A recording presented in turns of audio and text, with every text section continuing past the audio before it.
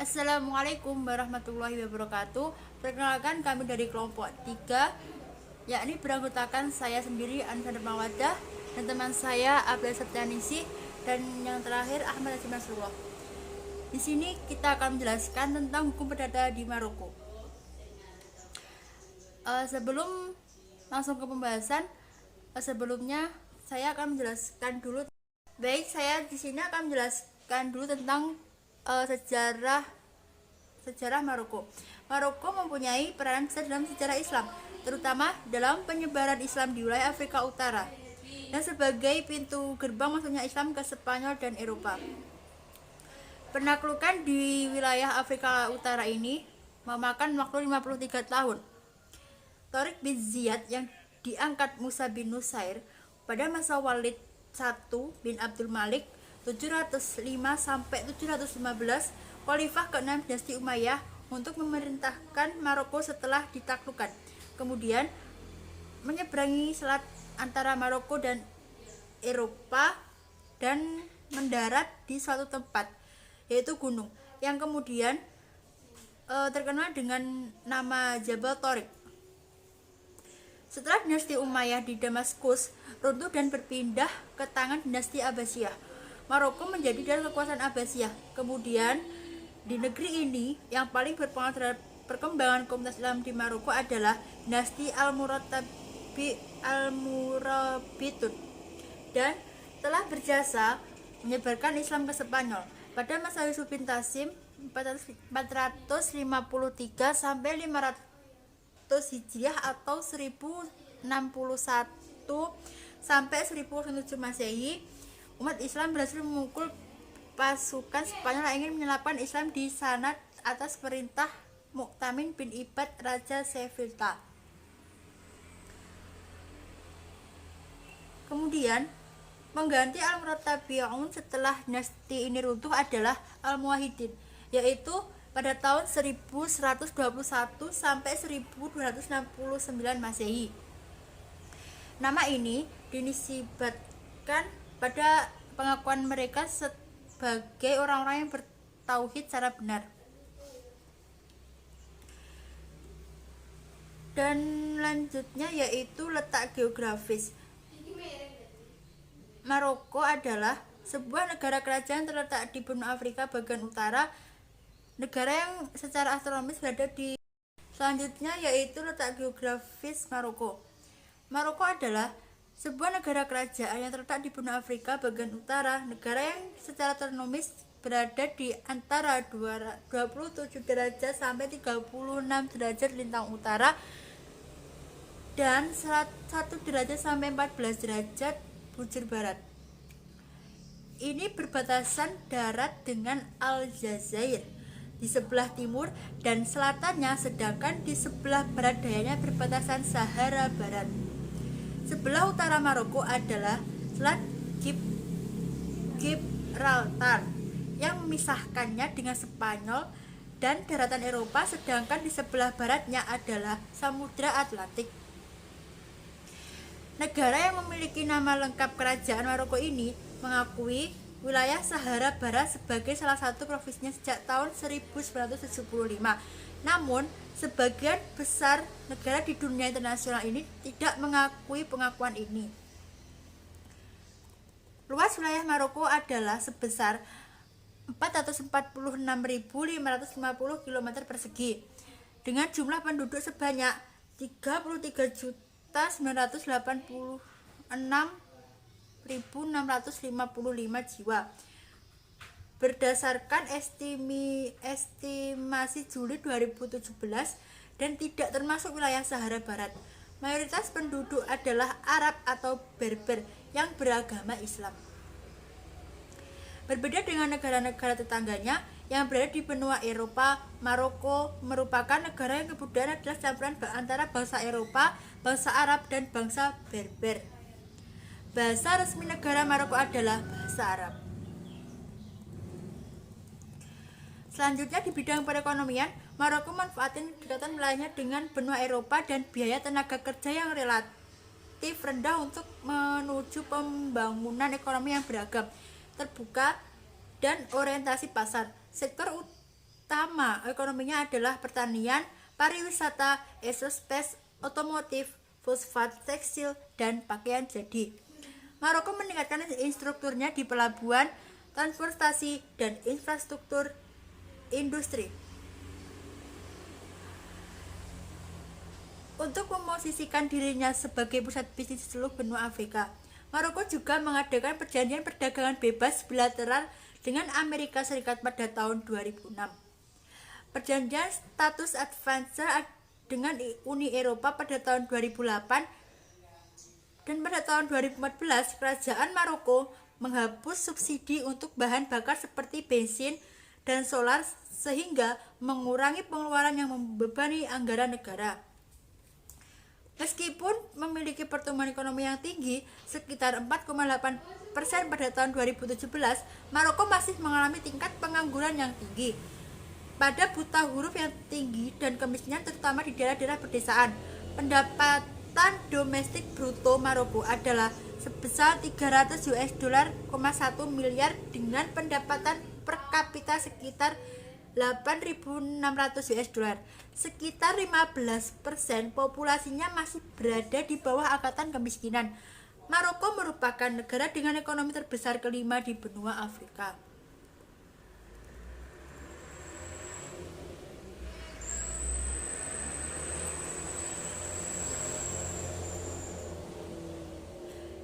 Di hubungan luar negeri, kerajaan Maroko adalah negara anggota PBB dan juga negara anggota lembaga-lembaga di bawah PBB seperti WHO, FAO, UNESCO, ILO, IME, IMF, dan WTO, dan ITU. Selain itu, Maroko juga bergabung sebagai anggota Uni Afrika, Organisasi Kerjasama Islam atau OKI, dan Liga Arab. Sekian dari saya. Selanjutnya akan dijelaskan teman saya. Terima kasih.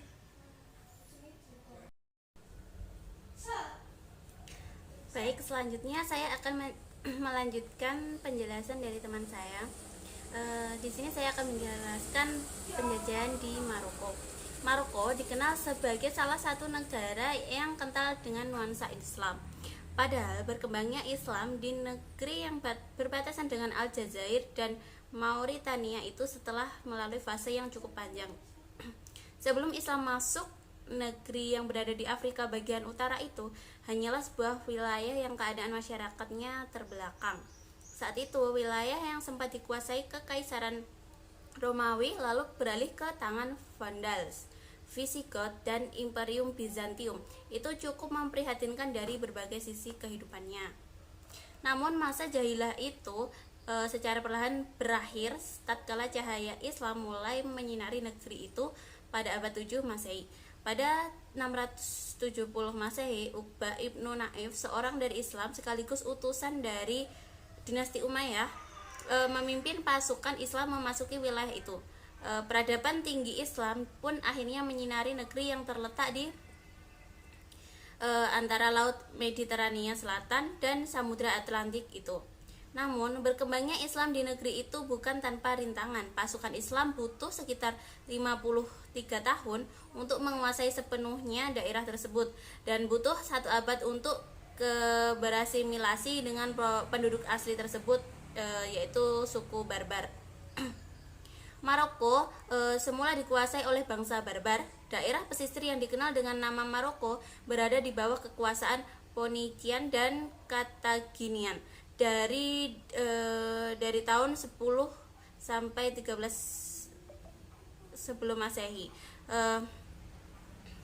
Keduanya, Phoenician dan Carthaginian, menggunakan pantai tersebut untuk urusan perdagangan dengan negara-negara di sekitar Iberian Peninsula atau semenanjung Iberian. Saat Romawi mulai ekspansi wilayah kekuasaan ke Afrika Utara pada tahun 1 sebelum Masehi, pertama kali mereka mengambil pelabuhan Mediterania dan tidak masuk hingga daratan. Namun provinsi Mauritania tinggi tanah berdiri di bagian selatan dari semenanjung itu. Invasi kaum Vandal di awal tahun 5 Masehi sebagian besar melalui Maroko yang berhadapan langsung dengan negara makmur sekarang yang dikenal dengan Tunisia. Ada invasi berikutnya yang kali ini dilakukan oleh Visigoth pada 6 Masehi. Islam dibawa masuk ke Maroko oleh para penyerang Arab hingga wilayah timur jauh dari Afrika Utara di tahun 684. Dan perubahan dari bangsa barbar menempati peran penting pada penaklukan Islam atas Spanyol. Doktrin skematis oleh Khawarizmi yang menyangkal budaya Arab murni di awal masa Islam menyebabkan percekcokan internal pada pertengahan tahun 8 Masehi. Setelah Maroko dikuasai penuh dinasti Umayyah, pimpinan dinasti tersebut yakni Musa bin Nusair mengangkat Tariq bin Ziyad sebagai gubernur Maroko. Yang selanjutnya yaitu mazhab yang dianut di Maroko.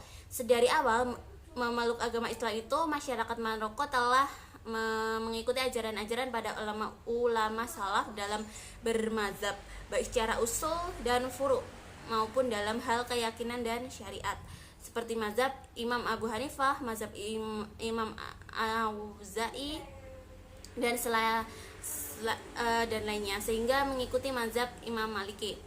Semenjak dinasti Idrisiyah berkuasa, mazhab Maliki memiliki pengaruh yang sangat besar bagi penduduk Maroko dalam bermazhab. Bahkan Maulai Idris bin Abdullah bin Hasan II menjadikan sebagai mazhab resmi negaranya. Seperti yang tertulis ditulis para sejarawan seperti Syekh An-Nasiri dalam kitabnya Al-Istisqa, yaitu menulis yang artinya, dan sudah masyhur bahwa mazhab Imam Maliki muncul pertama kali di Andalusia, kemudian berpindah ke Maghrib Al-Aqsa atau yang biasa disebut dengan Maroko pada zaman dinasti Idrisiyah.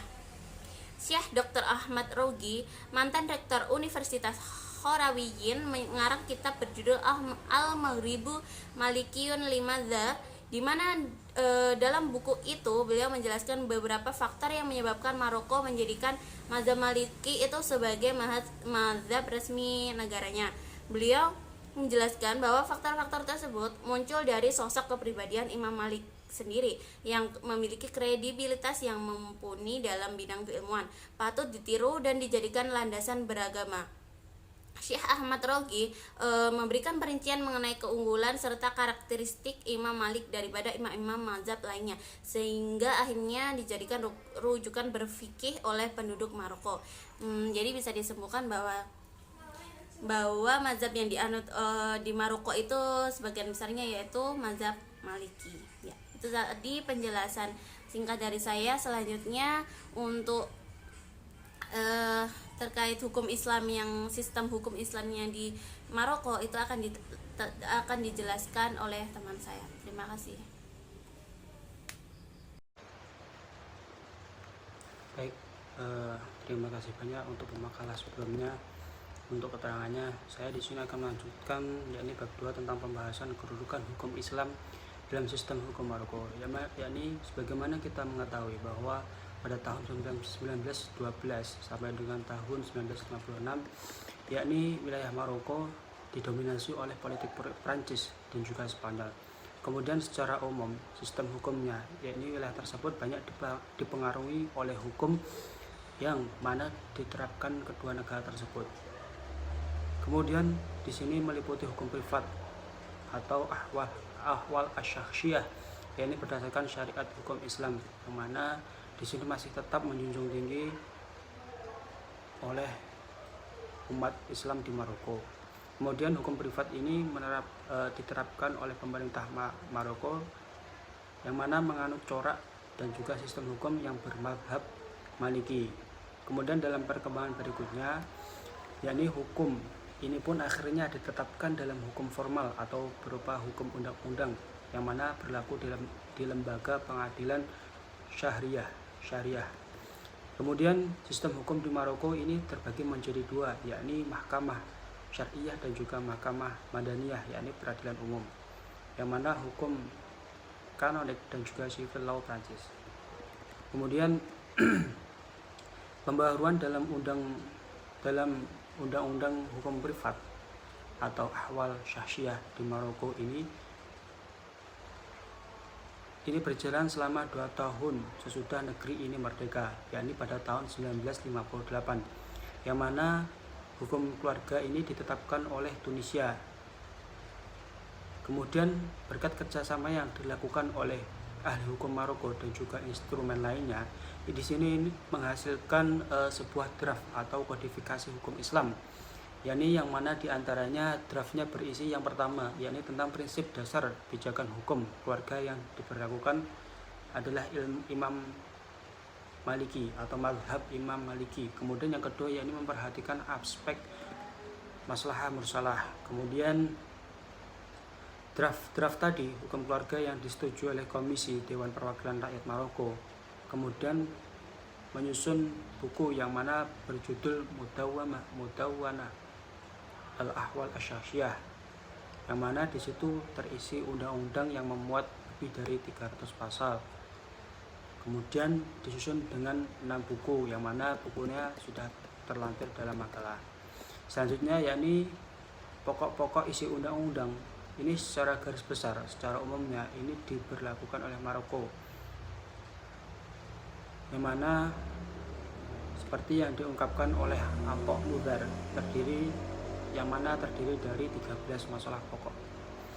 Di situ ada masalah pembatasan umur minimal bagi laki-laki dan wanita, masalah peranan wali dan nikah, masalah keuangan perkawinan, masalah pendaftaran dan sebagainya.